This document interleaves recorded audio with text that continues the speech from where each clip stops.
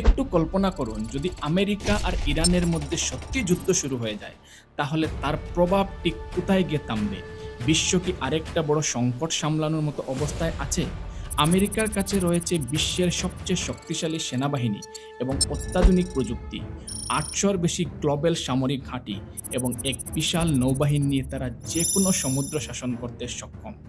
ইরানের সবচেয়ে বড় শক্তি তাদের ভৌগোলিক অবস্থান। চাইলে তারা স্ট্রেট অফ হরমুজ বন্ধ করে বিশ্বের প্রায় ২০% তেল পরিবহন থামিয়ে দিতে পারে, যার প্রভাব পুরো পৃথিবীটাকেই ভয়াবহ সংকটে ফেলে দিতে পারে। আমেরিকার হাতে আছে হাজার হাজার পারমাণবিক অস্ত্র, আর ইরানের পারমাণবিক কর্মসূচি দীর্ঘদিন ধরেই বিশ্বজুড়ে উদ্বেগের কারণ। এমন যুদ্ধ হলে তা শুধু দুই দেশের মধ্যে সীমাবদ্ধ থাকবে না, পুরো মধ্যপ্রাচ্য ভয়াবহ অস্থিরতায় ডুবে যেতে পারে। অর্থনীতির কথা বললে এই যুদ্ধের মানে হলো তেলের আকাশচুম্বী দাম আর বিশ্ববাজারে দশ। কোনো দেশই এই অর্থনৈতিক তাবাহি থেকে রেহাই পাবে না। আমেরিকা আর ইরানের মধ্যে যুদ্ধ মানে শুধু ধ্বংস আর সর্বনাশ। আপনার কি মনে হয়, আলোচনার মাধ্যমে কি এই যুদ্ধ ঠেকানো সম্ভব? কমেন্টে আপনার মতামত জানাতে ভুলবেন না। আর এরকম ইনফরমেটিভ ভিডিও পেতে আমাকে ফেসবুক এবং ইনস্টাগ্রামে ফলো করুন, আর আমার ইউটিউব চ্যানেলটাকে সাবস্ক্রাইব করতে ভুলবেন না। দেখা হবে পরের ভিডিওতে। ধন্যবাদ।